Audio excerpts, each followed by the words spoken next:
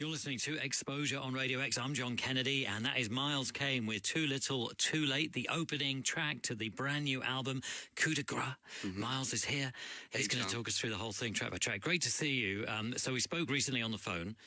You were on holiday. Briefly. It was very briefly. You're on holiday in Mykonos, taking a little break, a well-earned break from the touring schedule that's already kind of kicked into gear. But obviously you're here now to talk us through the whole record. So Coup De Grace, that's how we're pronouncing the title. I thought we'd clear that up first. Because I think each of us, and including Gordon Smart, who you're talking to quite a few times. Grace. Yeah, a few of us are saying Coup De Grace or but Coup De Grace sounds quite Scouse as well. Yeah, it does. Yeah, that's true. Yeah. Good point. But we'll get on to that. So, third solo album, it seems like it's been a long time coming. Yeah, it has. It's been it's been about 4 or 5 years it took to make, in a way, with the different sort of the amount. There was about 3 albums that got written up until I went into the studio, really. So yeah, lots of tunes got scrapped, lots of second guessing, but looking back on it and with what we've got now, I'm so proud of this record.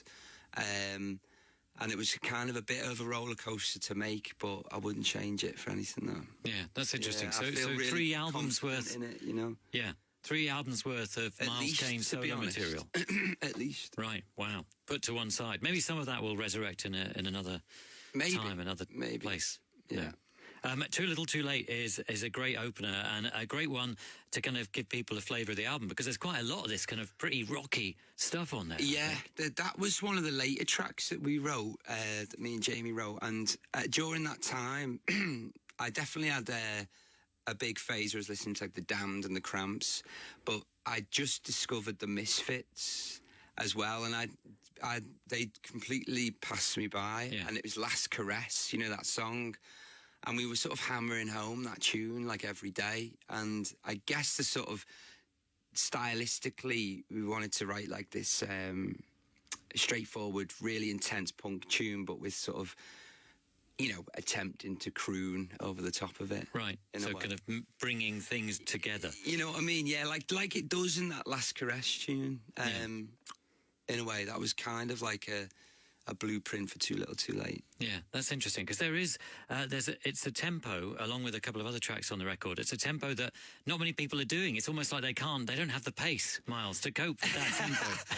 It's funny that, I do feel, even though, we can talk about the influences and, it sounds punky and rock and rolly, but not many people are putting the foot down. Yeah.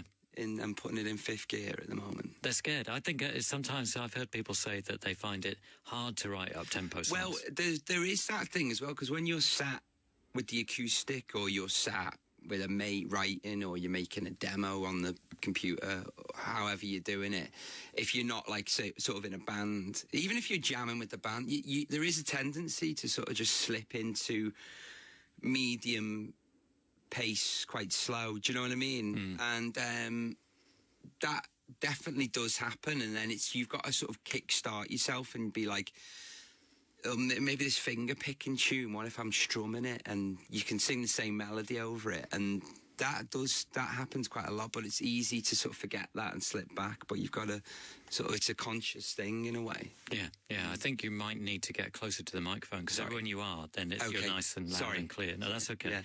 Yeah. There's some fascinating imagery in Too Little, Too Late, coming down like a limousine full of drag queens and sharks. Is that right? Have I heard that right? Yes. So I see an hour a days with you having spent quite a bit of time in LA. I'm picturing you there. And so when I on a horrendous come down in a pink limousine with drag queens. This is it. I mean, we got close, John. We got close. Yeah. So that's that in my mind. That's the kind of thing that I'm picturing for Miles Kane 2018. No. Cry on My Guitar is the next song, which has a lovely T-Rex swagger and groove to it. And how did this one come about? Again, that one was from scratch. Just started. really basic, doing the dum dum dum dum. Obviously, you know, it's not changing the wheel or anything. And then we got the sort of.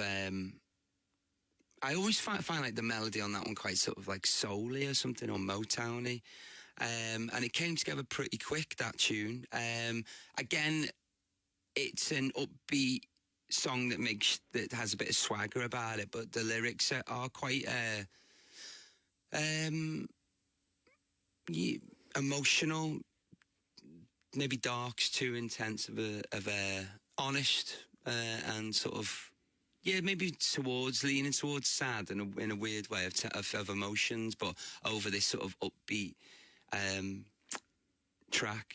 Yeah. I do like that sort of contrast of like writing songs like that, you know, like a Roy Orbison but over punk. Yeah. yeah. I mean, I'm not calling myself Roy Orbison. Like, I'm just like Roy Orbison and the Ramones. That is a joke, folks. It's a great combination, though. And I mean, you can really hear it. There's a lot of heartbreak on this record, though. Yeah, there is. And I always like to. I always have written songs that are personal and, you know, about feelings and love and jealousy and all those classic things that, you know, people write about. And I think just with this one, it was maybe a more of intense thing I was going through in my life at that time, and the sort of the feeling of going through a breakup and sort of being confused with that, and, you know, sort of trying to understand that. And, you know, it definitely, I definitely did spin out a bit, but I found that to sort of open up and be honest and talk about them, whether you are talking about being in love or it's a bit angry or whatever, I did find that it really helped, you know, to sort of, and that was when opening up like that was when. Well, it was when me and Jamie really got into a groove, and it was just us two, and we hit this amazing sort of rhythm. But it was when really sort of opening up lyrically, and sort of that was when it all started to come together. And then I could see the difference of these songs compared to like all the others that were written previous. These just had something more special, you know. Yeah, but there's some great imagery. I mean, just the very title and the idea of crying on your guitar. And I have, you know what I mean? You know, yeah. It's true, folks. You big shafty. Yeah. And it goes like this. This is Miles Kane with Cry on My Guitar on Radio X. It is Miles Kane with Loaded on Exposure at Radio X. It's the third track from the new album Coup De Grace, which is getting the Exposure album playback treatment tonight. Miles is here talking us through it track by track. So you've mentioned Jamie T a couple of times. And how did that whole relationship with Jamie come about? Me and Jay have been friends for about 10 years. Excuse me. And, you know, every time we'd be drunk or hanging out, you know, we jokingly say, we should try, right? You know, we're both fans of each other or whatever.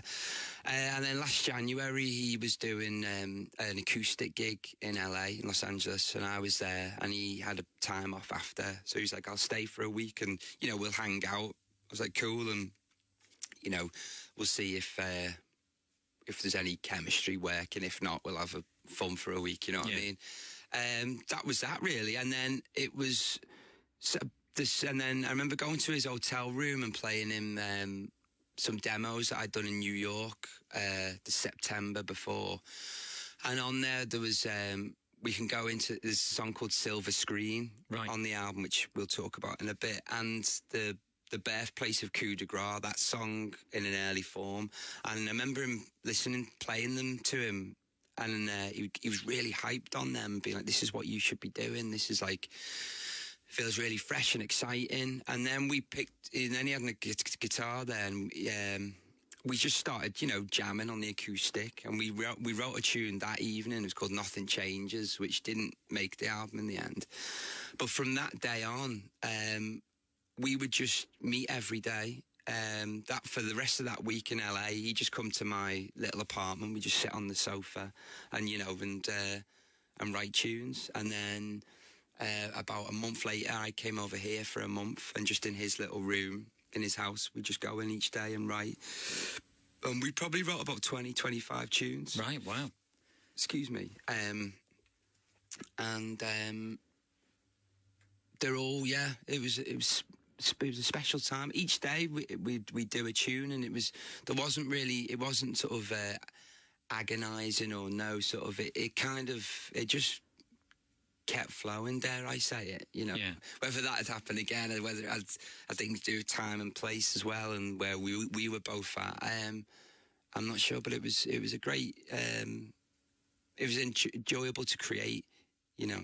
Yeah, that sounds really exciting. And so you wrote that many songs, but does that mean that he has co-written all of the songs on this record, or what's the balance? Apart from those two from New York, apart from Coup De Grace and Silver Screen. Right, which are coming up. So all the songs we've heard so far were all co-written with Jamie, and Loaded, which we've just heard, is you and Jamie as well, and also Lana Del Rey. Well, that was so weird story behind that one was, again, his acoustic gig. As I walk in, I see Lana there, and I'd met a couple of times, and we were just chatting. She said, "What are you doing this week?" And I said, "Well, me and Jay are going to try writing tunes."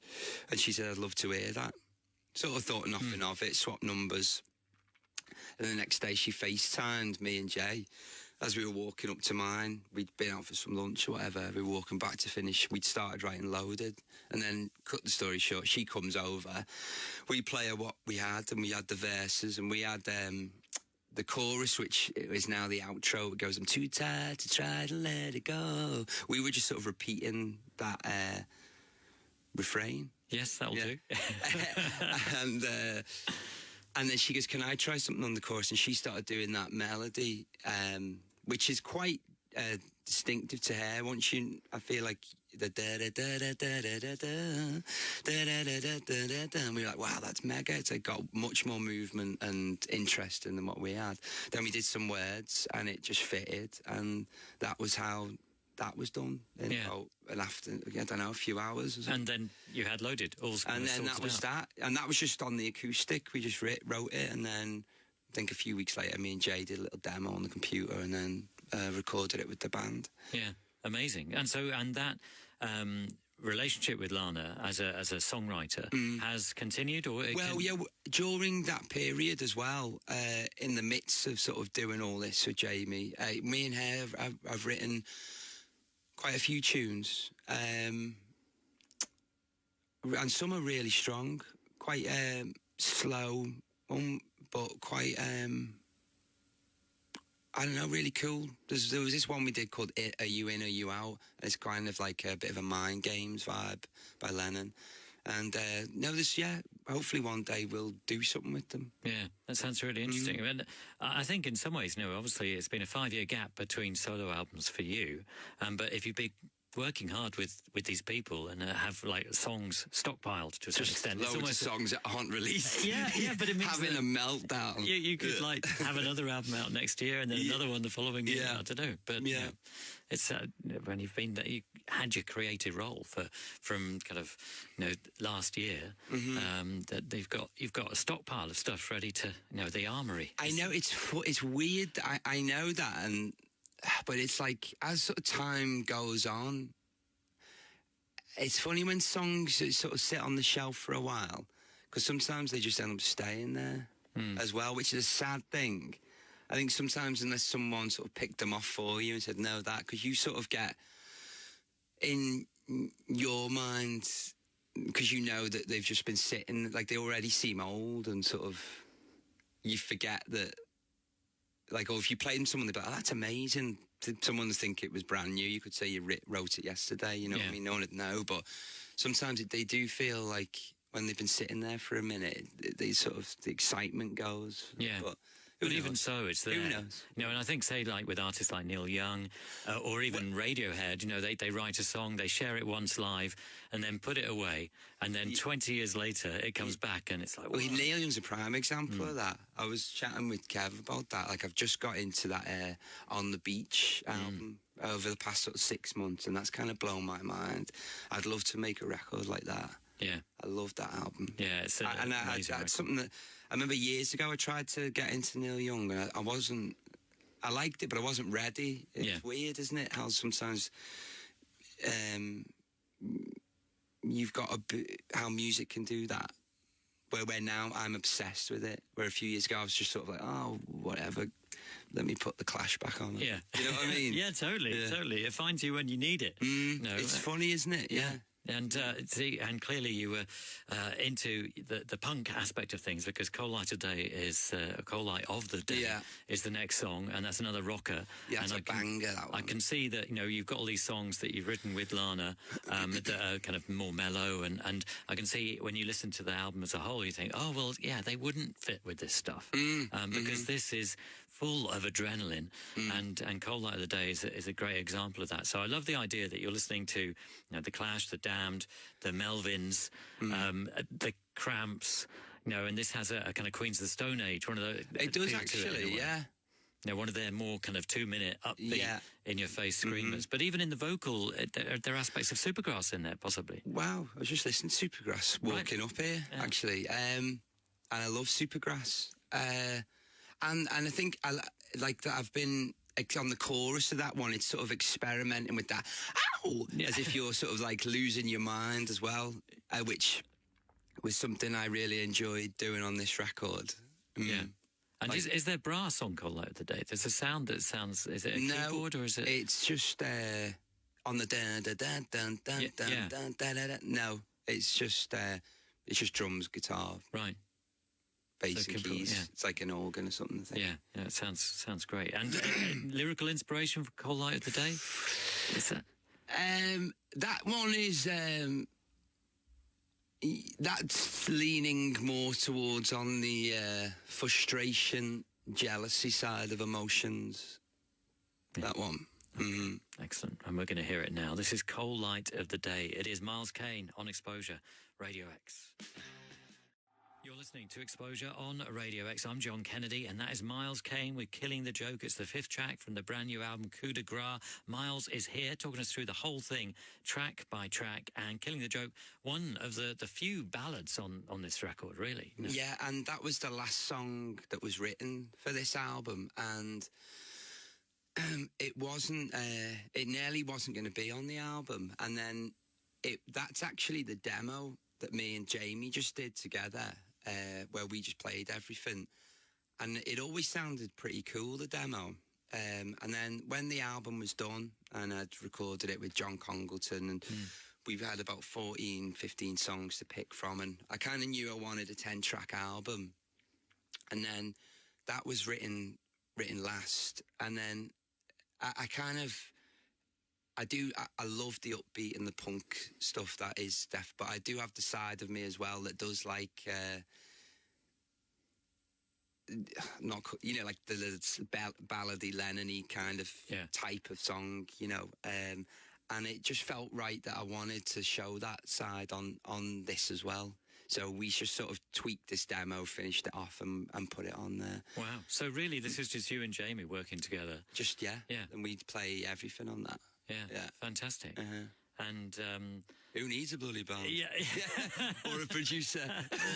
This is it, because you got the album itself was recorded in LA with John Congleton in just 2 weeks. I did a week in August, did 6 tunes or 7, and a week in October. Amazing. And he's worked with a whole range of people, but including Lana and also, say, St. Vincent, amongst other people. But I'm just thinking, who was playing in these sessions? It was, so basically it was the live band that we had in the Shadow Puppets. Right. So 2 of them are in a band called Mini Mansions. And Lauren, who's the drummer, he's now drumming with Florence and the Machine. So 3 American guys, but they are great musicians. Yeah. And it was sort of a perfect vibe and I think John was the perfect producer to capture these songs in a way, because it was all done.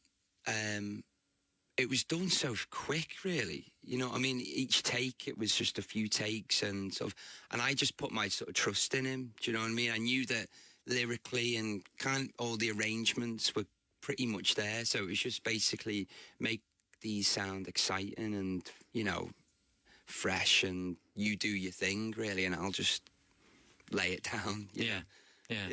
Fantastic. Yeah, I mean, it really shows. I mean, I think Coup de Grace, which is the title track and the next track on the record, kind of illustrates this great recording, I think. Yeah, and that one was a real, and I remember doing that one, and we got Mikey, who is also in the Mini Mansions, and he's in Queens of Stone Age.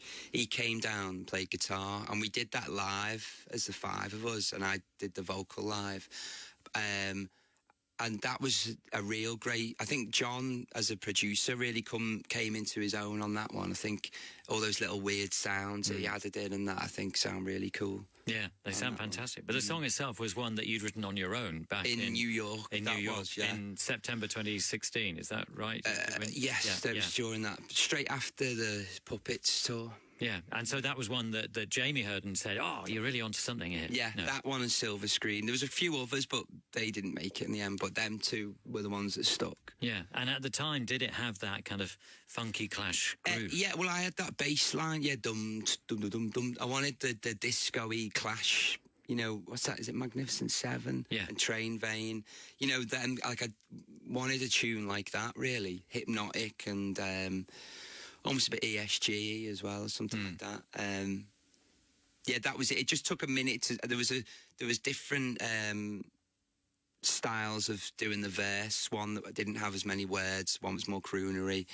The chorus, that hook was always that stayed. It was just figuring out getting the right sort of balance on the verse, which we did in the end. Yeah. No, it sounds fantastic, and it really showcases the people who you're working with Mini Mansions and stuff, and with Lauren as well. The drums sound fantastic. Yeah, exactly. It's sort of everyone sort of comes into their own on that. Yeah, and so Coup de Grace refers to wrestling, is that right?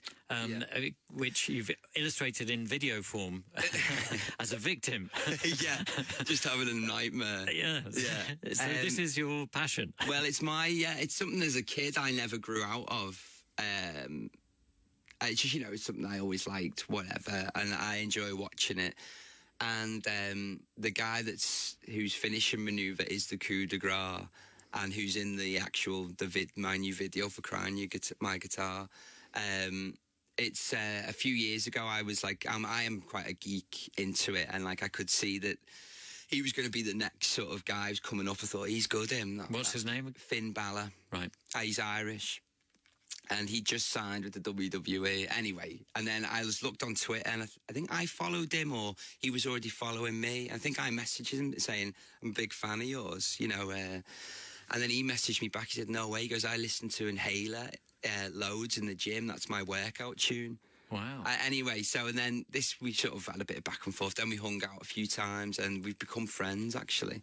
But he's actually from Ireland. Mm-hmm. Yeah, amazing. But he's doing really well. How do you How do you break into wrestling from? Well, Ireland? he was in Japan it's massive in Japan as well. There's a brand over there. He sort of learned his graft over there for 8 years. Right. Yeah. Wow. While listening to Miles Kane records. While listening to Inhaler. Yeah. That's amazing. That's interesting. It's crazy, isn't it? Yeah. That's fantastic. So he ends up kind of helping to inspire this song. Yeah, he did. And yeah, exactly. And it was, when I was sort of freestyling, I like the word coup de grace, when I was just sort of freestyling it to get a melody on the chorus, and I didn't know what it meant. So I was like, oh, best look this up, you know what I mean? And then when it means the final blow, the end, it feels very dramatic, but then with all the sort of different feelings on this record, it was kind of like putting it all to bed, Yeah. Which I've just maybe wedged into being the answer, but it sounds cool. It certainly does. And we're going to hear it now. This is Miles Kane with Coup de Grace on Exposure Radio X. It is Miles Kane on Exposure Radio X. It is the 7th track from his brand new album. Silver Screen is the title of that. I'm John Kennedy. Miles is here talking us through it track by track. And another rocker, another frenetic, intense number, Miles. Yeah, this one's a heart attack, John. Bristling with energy. Yeah. No, and this was one of the songs that you had of your own that you shared with Jamie, and kind of he got really excited about it as well. Yes. And again, when you were doing the kind of demo on your own, does it have that kind of energy, that level of energy to it, when you're just Well, I'll be jamming with, like, say, Lauren on the drums and that. Yeah. I mean, to be singing the way you do on the verses on that, on the acoustic, would be, the neighbours would think you are mental. You know what I mean? Can you imagine? Yeah, banging totally. your head against the wall. But so these things do start as with an acoustic guitar, then, just because it's easier. They can. Yeah. And then it's sort of, but I can't. Yeah, I need to be ripping it like vocally like that. I need to be sort of either have a loud demo with the headphones or be sort of jamming with like a drummer or a bass player, because you've got to get into a certain zone. Yeah, you've got to. But yeah, Silver Screen, one of the first songs that you wrote for this record. Well, yeah, before all the old songs got sacked off. Yeah. So when it was like, let's start again. Yeah, kind of thing. Amazing. And so, I mean, it's Surface Tension. I Can't Mention. Liar. Or is it Liar? Yeah, it's, I mean, it's a real angry one. Yeah, it's like, I mean, I want to keep a bit of the mystery there, but it's just, I experienced, I was seeing like an actress and a lot of and just in that Hollywood scene, just a lot of nonsense going on. You know what I mean? Yeah. And when you can see that as an outsider, it just sort of it'd do my head in sometimes, Yeah, no, fair enough. Yeah, totally. Yeah, he says. I mean, never hung out in Hollywood. You've got the shirt for it on anyway. Hey. Yeah. I mean, it's funny though, isn't it? Because in some ways, you had a hard time in order to get to the material or the songs, to go through this emotional roller coaster to get to these songs. But at the same time, I'm kind of grateful that you had this hard time, because, then we wouldn't get things like Silver Screen. I know, and to get those lyrics and like, there's some cool ones on that verse. Ego driver, loose lip liar, driving my head in, and us that overacting table reader. Yeah, there's some cool. I mean, you've got to experience it to write that stuff. Yeah, totally. The Wrong Side of Life is the next song. So were you on the wrong side of life then, do you think, in that scene? Yeah, definitely. But then that one is, I guess, to sort of is in a way like a love song, that one. That's and it's one of my favourites, actually, that one, and I really love the vocal on it. And again that I tried to re-record that one with the band, but it just didn't sound as good. That's just me and Jamie again. Really? The demo. Them amazing. two, Killing the Joke, and that one is just me and him. And the drums as well? Yeah. Yeah. We programmed them, actually. Wow. Yeah. But the vocal on that, I couldn't recreate it, because that's just the vocal from the demo as well. And it was like, that's the first time, as we were sort of writing it, we were putting it down. And in one way, it's too high for me. You know what I mean? Because it's proper, it rips my vocal, but it does sound amazing, when your voice is up there. And I think because it's it's almost like you're crying out, for this love, or you're crying out for her. And I think that mixed with like the ripping and the vocal, it just gives it something very unique, Yeah. Has a kind of Jagger-esque quality to it. Thank you. Yeah, and it channels that kind of R&B thing. This is soul-y vibe as well, a bit in this one.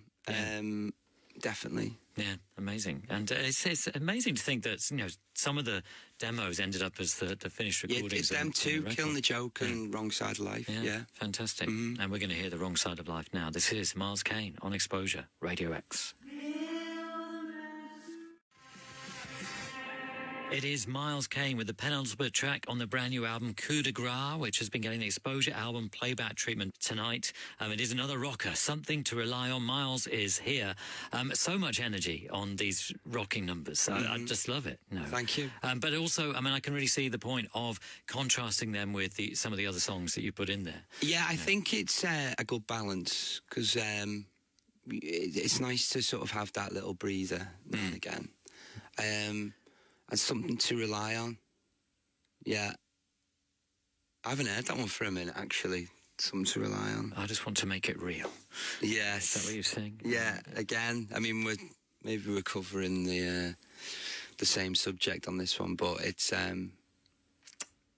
got like a bit of a Gang of Four sort of verse, and then I think the chorus is pretty epic on this one, actually. Yeah. Yeah, there's some great guitar sounds on the album as a whole. I mean, it's interesting. So, have these been played live, all the upbeat numbers? I've done Silver Screen and Cold Light of the Day. Right. And they were great to play. Yeah. Obviously, no one knows them, and they're pretty full on, so it was definitely a bit like, until people get to know them. Yeah. But they've been really fun to play. I haven't played something to rely on yet. But yeah. But later in the year, I guess. Yeah, the Silver Screen and Cold Light of the Day they're powerful live. Because it was interesting with the recent session that you did for us. Blow up on the stage. It feels like I'm taking off. You know what I mean? They do. It feels good. Yeah, definitely. But it was interesting with the recent session that you did for us, because you really showcased the variety of the record, in the song selection and the ones that you performed as part of that session. And yet, if you were to just take, 4 or 5 of the rocky numbers, it would give you a completely different idea. Of what's going on. In the same way that, say, with Cry on My Guitar or with The Wrong Side of Life, you put those two together, they occupy, one part of the 70s maybe. Yeah. And then, you've got Too Little Too Late and Silver Screen, and it's all this Melvin stuff. And, it's really interesting, but it works really well as an album in terms of... Oh, thank you. Yeah. I think it's just because I just sort of love everything you've mentioned. It's just what I love all those things. So I guess it's that's all sort of part of me, and you try and that's your version of those influences, I guess, Yeah, I think it'd be really interesting once people have heard the album more and you're able to play them. Yeah, it'd be interesting to see which ones sort of people take to. Yeah, it'd be mosh pits, Yes, please. Miles Kane mosh pits, amazing. And then, in contrast to Something to Rely On, you end the album on Shavam Baku. Now, listening to the song, I got the impression that this is a word you've made up. It was a word that my nan made up. Right. It was what it was. She would call my mother it. It was like a weird little nickname in the family. My mum would call it me, and me and my ex would use it. It was just something we'd... And then when it was coming to write this record, it was when I was in New York, actually, right, when Silver Screen and that, I was over there. And I remember I was sitting with Tyler, who plays piano and keys, and we sat there messing around. And I had that riff, a bit like, it's a bit sort of Pink Panther-y, West End or something, whatever. And then I remember saying to my mum, I was like, what is that Shavam Baku thing? And she goes, it was my nan. There's an old Dean Martin song called Je t'aime Baku, and my nan, with not hearing it properly, thought he was saying Shavam Baku. So she took it as that. She's like, oh, I love that Dean Martin song, Shavam Baku. Yeah. My mum's like, no, I think it's Je t'aime. But anyway, it ended up sticking for years. And so I wrote a song about that, where the chorus says... I made it up in a dream I had. My French is bad. Some say je t'aime beaucoup. I say, my darling, je t'aime beaucoup. And it's got, it's just a cute little song. And I thought it was apt to sort of end the record on it in a way after all what's gone on before, Yeah. What a great story as well. Yeah, I know it's a nice one, isn't it? Yeah. What a lovely idea. And I love the idea that crosses generations. Oh, well, that's, So sweet. 3 generations. Yeah, that's really great. And this is another dimension to the record, really, with the finger clicking and, as you say, that twangy guitar. Pink Panther thing. That's great. Yeah, it's like me being Peter Sellers for a minute. Yeah. Excellent. I'm going to let you go. I've Thanks really so much. enjoyed chatting to you. Oh, yeah, and me too. And it's been great to see you again. It's been too long. And yeah, congratulations on the new record. I appreciate it. Sounding fantastic. And Shavan Baku? Shavan Baku. Shavan Baku. We'll all be using it. You know. It's going to enter into the common we'll pass parlance. it on for more generations. Yeah, fantastic. Yeah. And what a great way to end the record. This is it. Miles Kane with Shavan Baku on Exposure Radio X.